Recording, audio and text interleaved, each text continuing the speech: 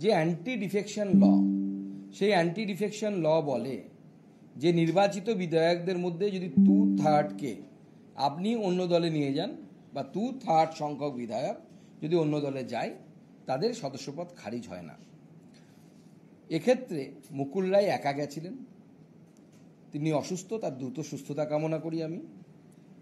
কিন্তু তিনি যে অনৈতিক কাজ করেছিলেন, সেই অনৈতিক কাজের জন্য আজকে আদালত তার সদস্যপদ আদালত খারিজ করে দিল। এবং এটা আমার মনে হয় একটি শিক্ষা সেই সমস্ত বিধায়কদের জন্য যারা বিভিন্ন সময় তৃণমূল কংগ্রেসে চলে গেছে, কিন্তু তারা বলতে পারছে না প্রকাশ্যে যে আমরা তৃণমূল কংগ্রেস করি। মুকুলবাবু ধরা পড়েছিলেন কারণ পাবলিক অ্যাকাউন্টস কমিটিতে তাকে মমতা বন্দ্যোপাধ্যায়ের নাম দিয়ে দিয়েছিলেন এবং তার ছবি দেখা গেছে তৃণমূল কংগ্রেসে তিনি জয়েন করেছেন।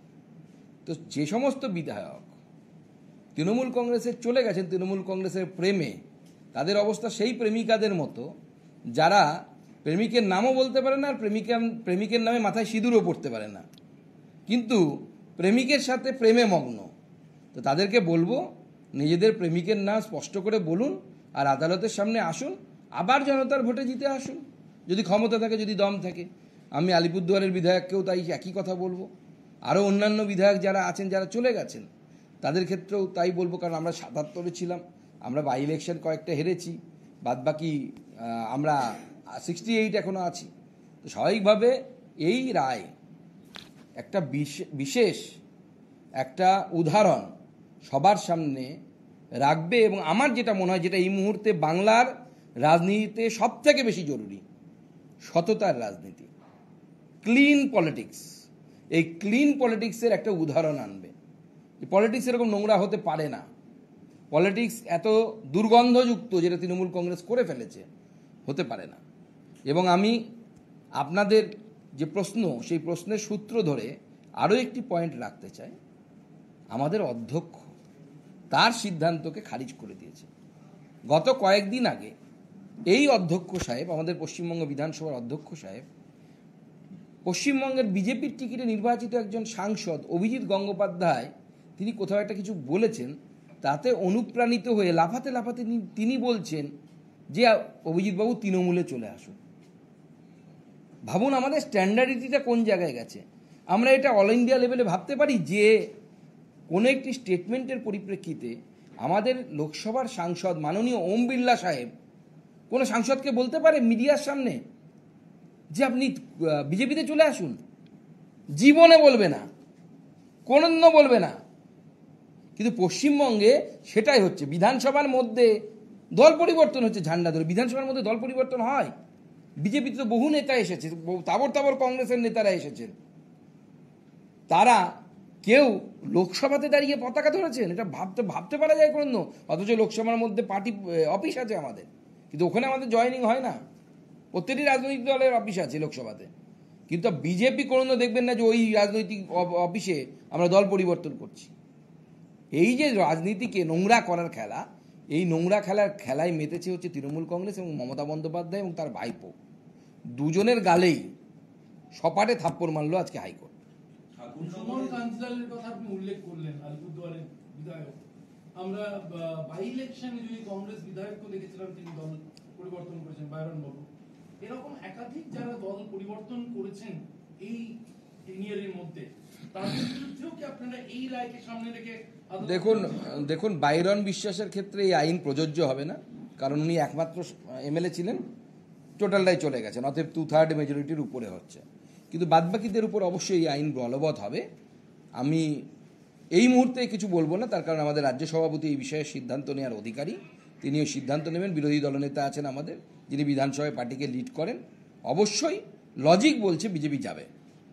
ঠাকুরনগরে যে অনশন মঞ্চ মমতা বালা ঠাকুরদের চলছে, সেখানে কিছুক্ষণ আগে অধীর চৌধুরী তিনি পৌঁছেছেন। দেখুন অধীরদা ওখানে কেন গেছেন জানি না, জল ঘোলা করতে গেছেন না কি করতে গেছেন। আমি এটাই বলবো যারা অনশন করছেন, আপনারা অনশনটা ভাঙুন। আপনাদের নাগরিকত্ব নিয়ে কেউ কোনো ভাবেনি, যতটুকু ভেবেছে বিজেপি ভেবেছে। বিজেপি আপনাদের জন্য আইনের পরিবর্তন করেছে এবং আইনের পরিবর্তন করে আপনাদেরকে নাগরিকত্ব দেওয়ার ব্যবস্থা করেছে। আপনারা নাগরিকত্ব পাবেন।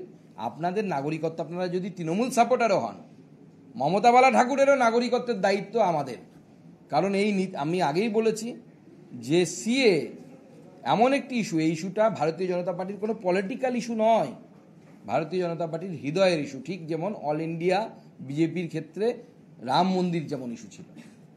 সিএতে আবেদন করলে শেষ পর্যন্ত তার ভোটাধিকার বজায় থাকবে, তো এই আশঙ্কাটা তো অনেকের মধ্যে তৈরি হয়েছে, এমনকি বিজেপির অন্তর থেকে। সিএর অ্যাপ্লিকেশনের সাথে ভোটাধিকার যাওয়ার কোনো সম্পর্ক নেই, পাওয়ার সম্পর্ক আছে। যার 2002-এ নাম আছে তাদের সিএ পরে ফর্ম ফিল আপ করলেও চলবে, আমি বলছি। তারা তো এমনি 2002-এ নাম থাকলে তাদের হয়ে যাবে, বরঞ্চ 2002-এ যাদের নাম নেই তাদেরকে সিএ ফর্ম ফিল আপ করে যত তাড়াতাড়ি শীঘ্র সম্ভব নামটা তোলার ব্যবস্থা করতে হবে। সুজিত বসু, তার স্ত্রী, তার ছেলে, তাদেরকেও তলব করা হয়েছে। এক মন্ত্রী ছাড়া পেয়েছেন, রাজ্যের আরেক মন্ত্রী তার সপরিবারে তাদের তলব করা।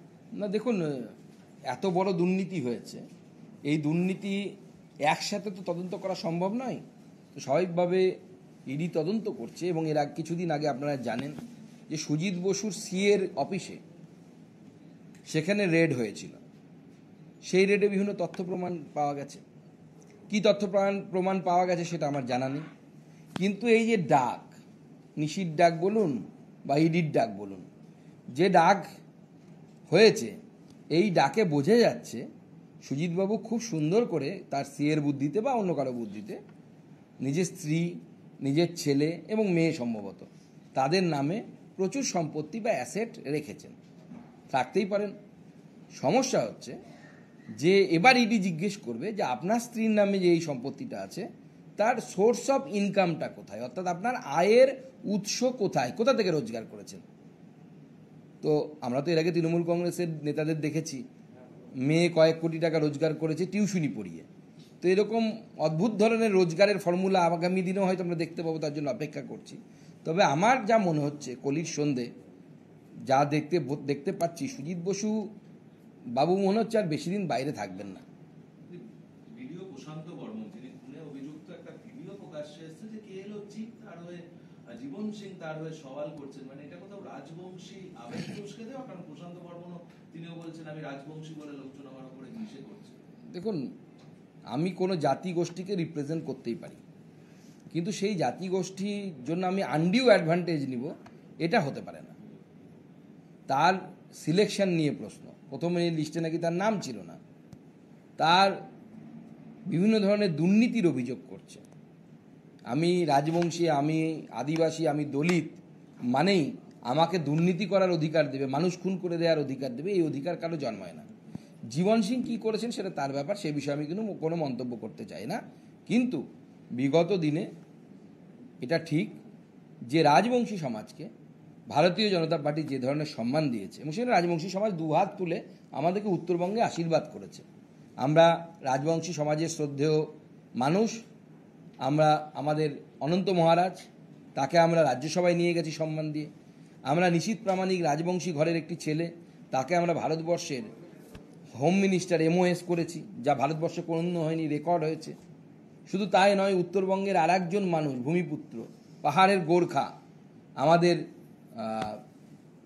প্রাক্তন বিদেশ সচিব যিনি ছিলেন সিংলা সাহেব, তাকে হর্ষবর্ধন সিংলা, তার বাড়িও কিন্তু দার্জিলিংয়ে, তিনি দার্জিলিংয়ের মানুষ, তাকে আমরা রাজ্যসভায় পাঠিয়েছি। অর্থাৎ উত্তরবঙ্গের যে প্রান্তিক জনগোষ্ঠী বা পশ্চিমবঙ্গের যে প্রান্তিক জনগোষ্ঠী, তাদেরকে আমরা অর্থাৎ ভারতীয় জনতা পার্টি যখনই সুযোগ পেয়েছি, সেই সুযোগ পেয়ে আমরা কিন্তু তাদেরকে উপযুক্ত সম্মান দিয়েছি। এমনকি ভারতীয় জনতা পার্টি আদিবাসী নেতা খগেন মুর্মু, যিনি সাঁওতাল সমাজের অংশ, তাকে একটি জেনারেল সিট থেকে পরপর দুবার আমরা লোকসভায় টিকিট দিয়ে তিনি জিতেছেন মালদা, উত্তর মালদার ভোটারদের আশীর্বাদে, এবং তিনি ভারতবর্ষের অন্যতম একজন সাংসদ।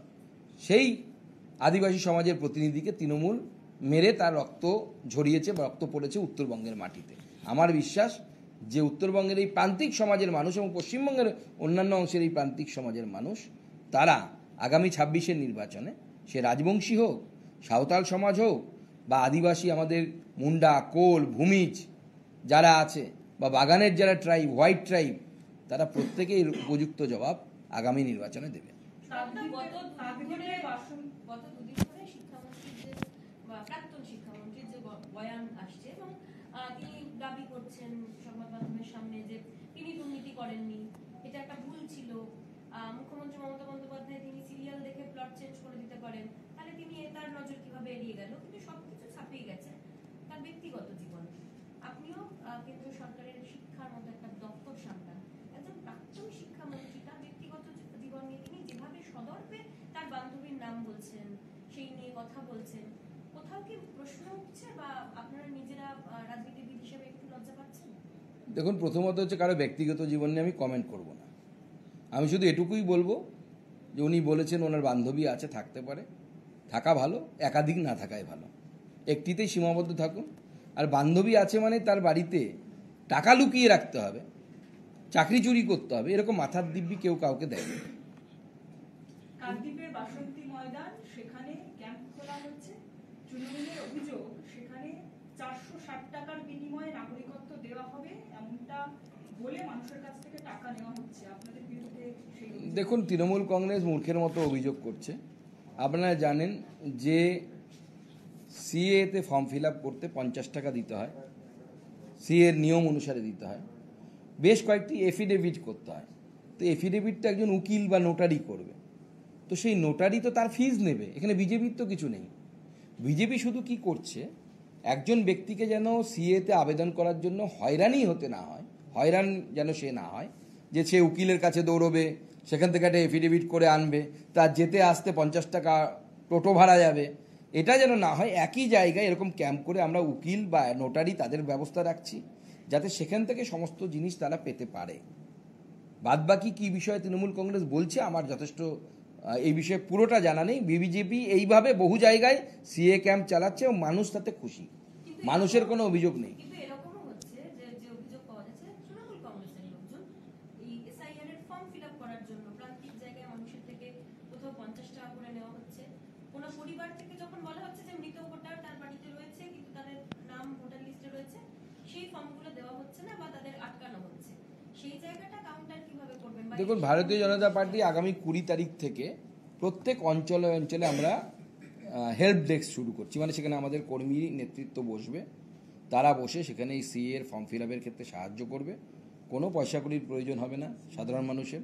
তৃণমূল কংগ্রেস পয়সা নেবে, এটা অত্যন্ত স্বাভাবিক। তৃণমূল কংগ্রেসের সাথে ওটা যায়, ওটা তৃণমূল কংগ্রেস ওটাই করবে, এটাই স্বাভাবিক। তৃণমূল কংগ্রেসের নেতার বান্ধবী থাকবে, তৃণমূল কংগ্রেসের নেতার কোটি টাকার বাড়ি থাকবে, তৃণমূল কংগ্রেসের নেতার বান্ধবীর বাড়িতে টাকা পাওয়া যাবে, সিএ থেকে ফর্ম এসআইআর এর ফর্ম ফিল আপ করিয়ে টাকা নেবে, কয়লা চুরি করবে, বাড়ি চুরি করবে।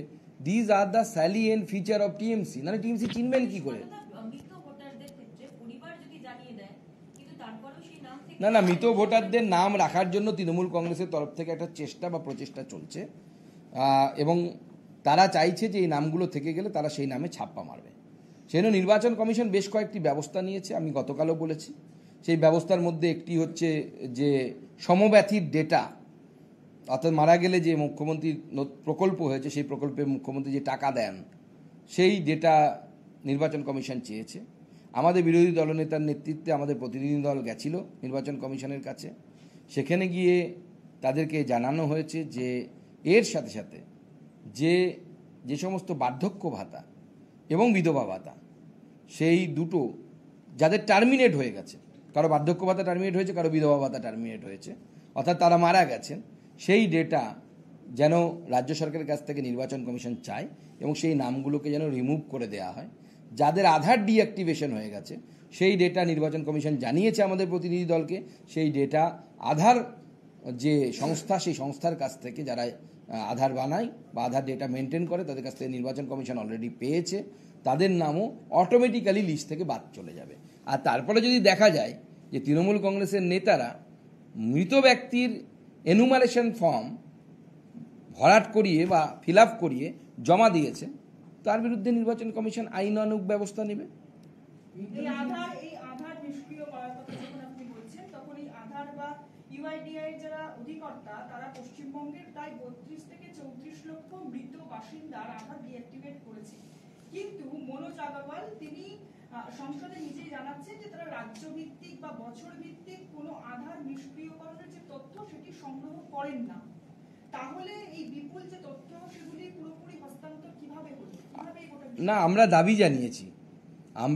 জানিয়েছি আমাদের প্রতিনিধি দল, আমার হয়তো বলতে বা আপনাদের বুঝতে অসুবিধা হয়েছে, আমাদের প্রতিনিধি দল এই দাবি করেছে যে আধার ডিঅ্যাক্টিভেশনের যে তথ্য, এই তথ্যকে নির্বাচন কমিশন ব্যবহার করুক।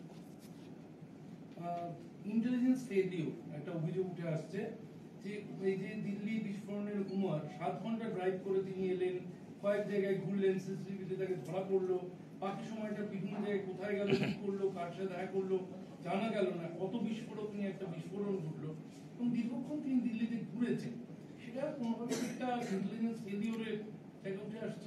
দেখুন, আমার মনে হয় না, তার কারণ হচ্ছে ইন্টেলিজেন্স ফেলিওরের কথা বলছেন, তাদের একবার নিজেদের মুখ আয়নায় দেখা উচিত। এরাই টেররিস্ট ইসরাত জাহানকে যখন গুজরাট পুলিশ এনকাউন্টার করে মারে, তখন লাফিয়ে গিয়ে ছাতি পিটে যাকে বলে আর কি, বুক রুদাদিরা যেভাবে কাঁদে আমরা সিনেমায় দেখেছি, সেইভাবে কাঁদতে কাঁদতে দাবি করে আমাদের ঘরের মেয়েকে মেরে ফেলা হয়েছে। এরা সেই দল যারা বলে বা প্রমাণ করার চেষ্টা করে আজমল কাসাব সে হিন্দু ছিল, হাতে তার লাল সুতো ছিল, লাল ধাগা ছিল, আরএসএসের চক্রান্ত। এরা সেই দল যারা বলে যে হিন্দু টেররিজম, সাধ্বী প্রজ্ঞার মতো একজন মহিলাকে যে অকথ্য অত্যাচার, তার বর্ণনা আপনারা নিশ্চয়ই শুনেছেন, জোর করে ফাঁসিয়ে হিন্দু টেররিস্ট এই তকমা দেয়ার এবং এই নতুন হাইপোথিসিস প্রমাণ করার চেষ্টা করে।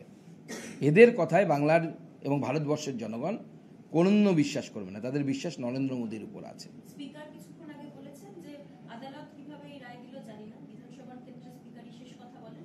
আমি আইনের এই রায় সমস্তটা দেখে নিয়ে তারপর এই বিষয়ে যা বলার বলবো, কিন্তু সেই অনুযায়ী তো দিল্লির যে ঘটনা ঘটেছে সেই ঘটনার পরিপ্রেক্ষিতে অমিত শাহরও পদত্যাগ আমরা দাবি করেছি।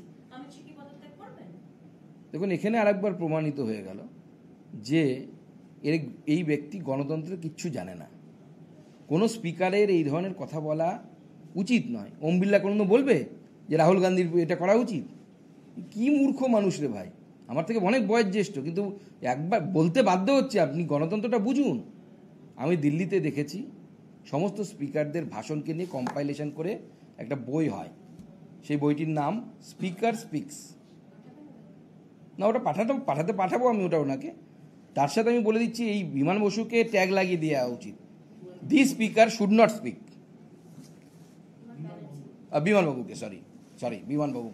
বিমান বন্দ্যোপাধ্যায় যিনি আমাদের এখানে স্পিকার আছেন, দি স্পিকার শুড নট স্পিক। নির্বাচন কমিশন সূত্রে যা জানা যাচ্ছে, একটু আগে যে প্রসঙ্গে আমরা আলোচনা করছিলাম, 34 লক্ষ মৃত ভোটারের নাম বাদের কথা আধার কর্তৃপক্ষের থেকে জানা গিয়েছে। 13 লক্ষ মৃতর আধার সংযোগ ছিল না। এখানেই তো 47 লক্ষ হয়ে গেল যাদের নাম বাদ যাওয়ার কথা। দেখুন, নাম বাদ যাওয়া নিয়ে একটা ভয়ের পরিবেশ কিছু মানুষ তৈরি করার চেষ্টা করছে। যখন 2002 সালে